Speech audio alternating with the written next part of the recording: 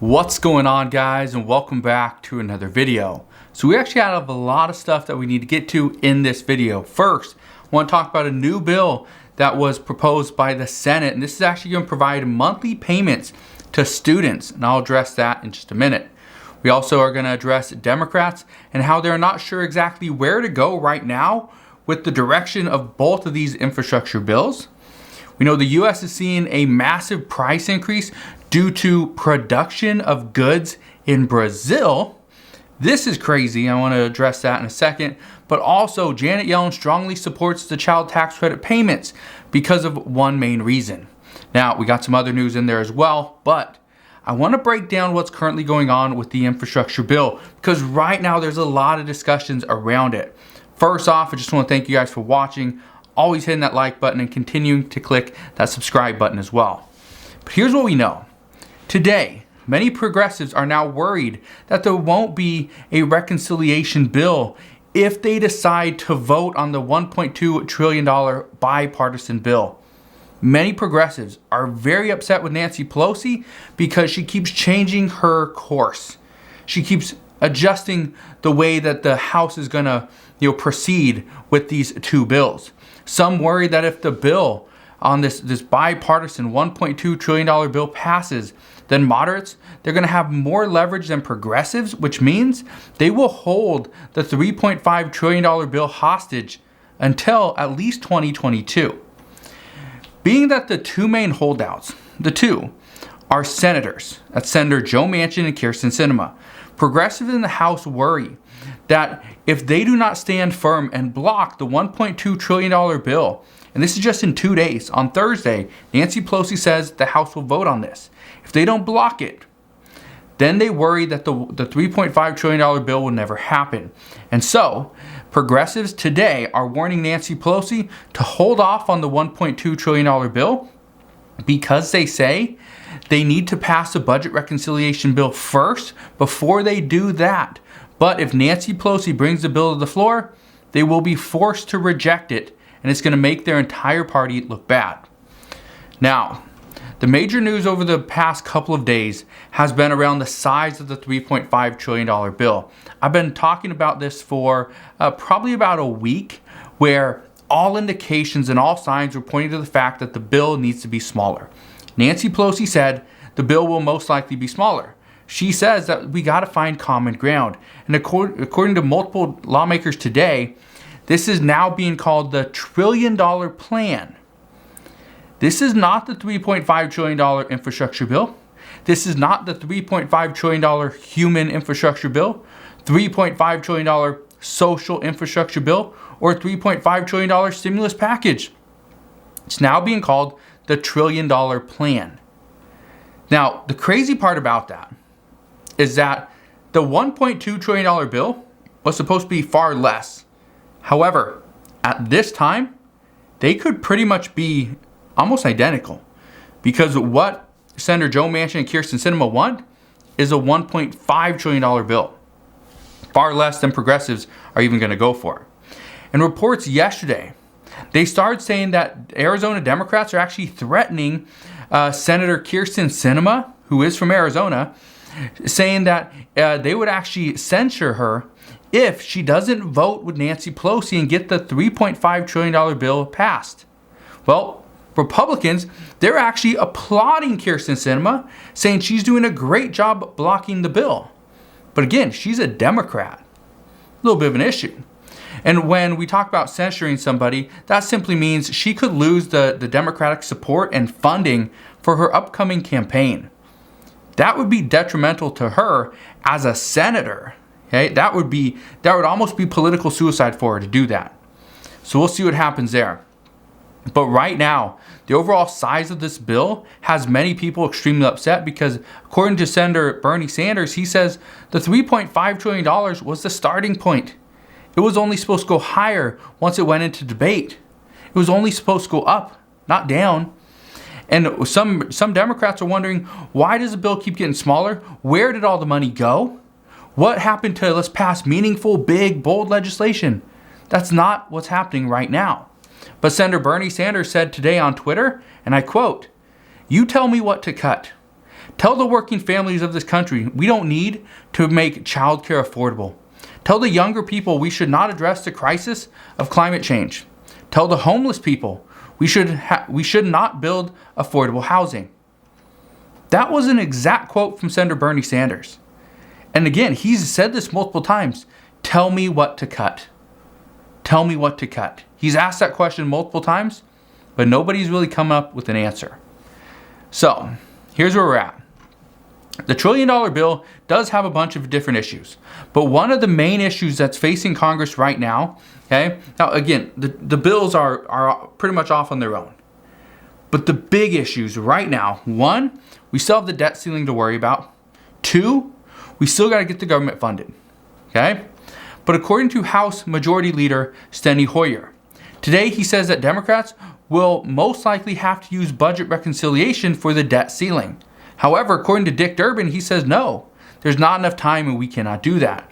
And this could really throw a wrench into the mix. This could throw the entire $3.5 trillion bill for a loop. It's crazy what's happening, but what I can tell you is nobody has answers. There's no answers. Democrats don't know. They don't know what to do. But while trying to just sidestep the filibuster and avoid having to use the budget reconciliation bill, Senate Majority Leader Chuck Schumer, he had a plan. He had a plan today. Today, he decided to ask the Senate for unanimous consent in order to lower the voting threshold from 60 down to 50 for this one-time standalone debt ceiling bill. Well, guess what happened? Yeah. Mitch McConnell, Republicans, they obviously rejected this idea, but now Republicans are more upset now than before that the Democrats and Senator Chuck Schumer, they keep on playing these games. They say it's not a time to play games.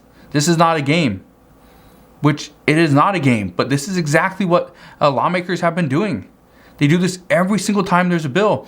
Every single person plays some type of game, whether it's checkers, chess, or something in between. They keep playing games with the American people, our lives, and our money. It's turning into a big issue. Also today, Treasury Secretary Janet Yellen, she says she wants to see the child tax credit payments permanently extended. Not for an additional 3 or 4 years. She wants to see this as a permanent fixture that yes, the adults in someone's life, they get this payment every single month. It's a guaranteed payment every single month. She says these $300 or $250 per month payments are essential. And if you don't know which one's which, the $300 payments goes to any child that's under the age of 5 or younger. Okay? And if you are 6 to 17, you get a $250 per month child tax credit payment. Okay. Well, here's what you need to understand. According to Treasury Secretary Janet Yellen, she says that after just one payment, families who reportedly were food insecure, well, that dropped by 24% after just one payment. Just one payment of $250 to $300. That dropped by 24%. According to multiple reports, the people that are hurt the most are the lowest income earners. And it's not because they have the most children. It's because they have the least income. That's the reason why. It's not because of children. It's because of their overall income. Now, Janet Yellen also stated that she wants to see the child tax credit payment extended permanently because not that it helps out with child care and other things. It helps out with food and clothing.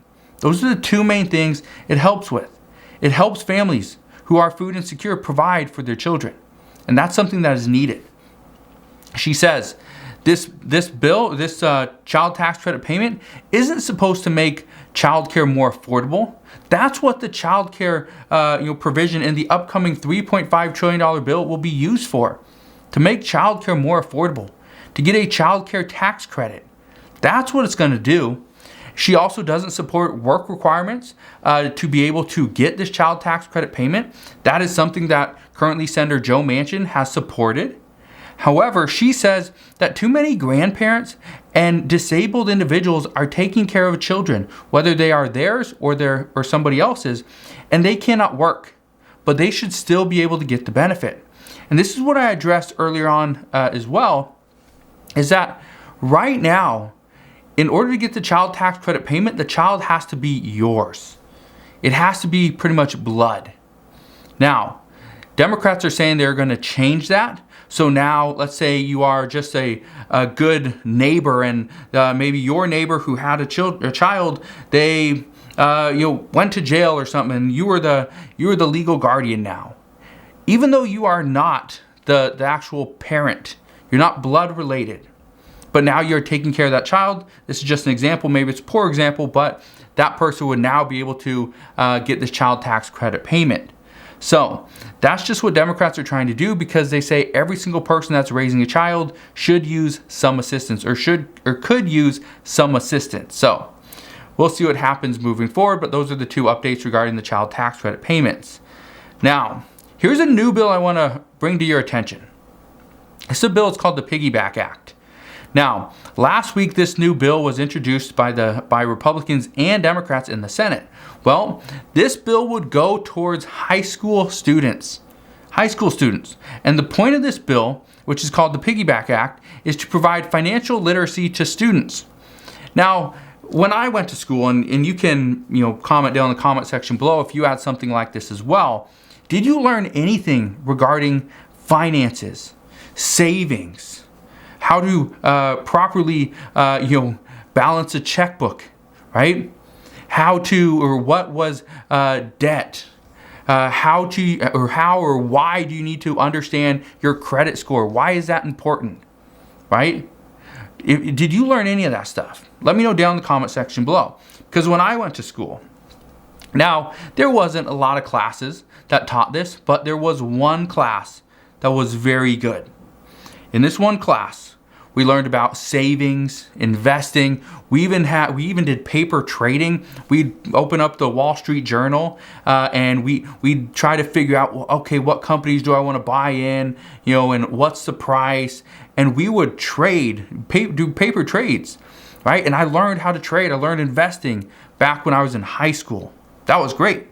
We also played a game like Monopoly or Cash Flow. We played it once every single week, for a quarter, and it helped. It was very good, and this is one of the most important classes I believe I even took, not in just high school, in my entire schooling. This was one of the most important classes. But this bill, the Piggyback Act, what this would do, it would provide high school students with a $300 immediate pretty much payment. Now this payment, it wouldn't be given to them. It would pretty much go into like a savings account. Now, they would also provide $25 every single month, or up to $25. The only way you get that $25 is that would be a matching bonus. So if you save $25, the federal government, according to this bill, $25. So $50 every single month. Now, 1 year after graduating, you would be able to access this money and use it for buying a home, starting a business, paying off debt, going to school, right? A student loan, right? And the point of this is to give you an idea of how to save, how to be, financially stable. Now, for most students, a lot of people, according to reports, they don't even have a savings account. They don't even open up a bank account until after they graduate. And this is a big issue. So experts are saying that every single high school student should have a bank account. They should have it before they even enter high school. But let me know. Let me ask you this. If you have kids in high school, do they have a savings or debit card? Do they have a account? Right? Do they have a bank account? It could be savings or checking, doesn't matter. Do they have access to a credit card? Maybe it's on your behalf. Let me know. I'm just curious. My kids, they all do have a savings and checking account. Okay, most of the money is in savings. They do have investment accounts, right? I do have credit cards in my oldest kid's, or has his name on it, right? And if you didn't know this, this is a part of my update, but if you didn't know this, you can actually put your kids' social security numbers on your account to give them access to your cards and let them use it.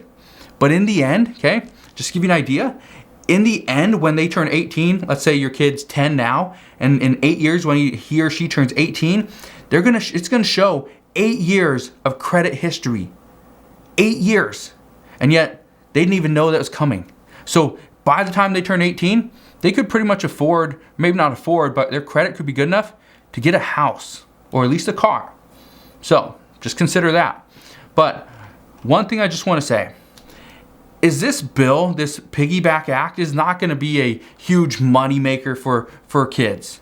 It's going to be a very small bill, because really you're going to get probably around $1,400 to $1,500 total.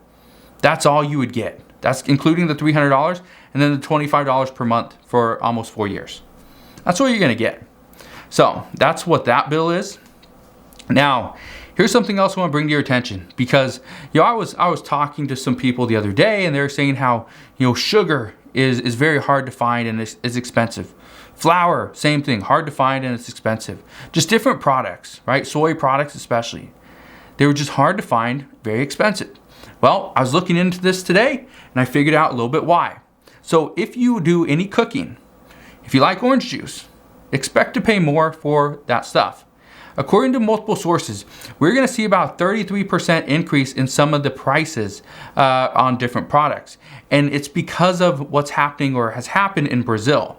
Now, in Brazil, first off, their crops, their harvesting has been hammered. They've been hurt, okay?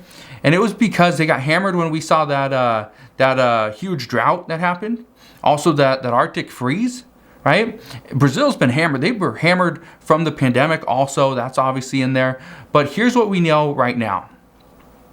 Here in the US, if you're looking for things right now such as sugar, soy ingredients, coffee, orange juice, and corn, okay, all the prices are going up.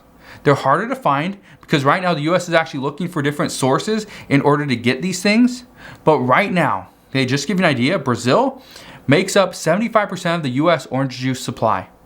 They make up 54% of soy products, 50% of sugar, and 32% of coffee. That's Brazil alone, okay? So if you use any of these things, first off, make sure you have some in your stock, okay, because they could be on short supply. And if you usually use these things, make sure you buy them now, because chances are the price is gonna go up, and we do not know how high it's gonna go. The other issue, it doesn't really affect hasn't really affected the United States yet, okay? And I say yet, but in Britain, okay? And this news is obviously bad, but 2/3 of gas stations in Britain have actually ran out of fuel. It's because people are stocking up. They're filling up their cars, they're filling up gas cans, making sure they have enough. But according to reports, British Prime Minister Boris Johnson, he's making preparations to ensure that supply chains are ready for the run-up to Christmas. So that's where things are at right now. We obviously have seen some issues here in the United States regarding gas prices and fuel.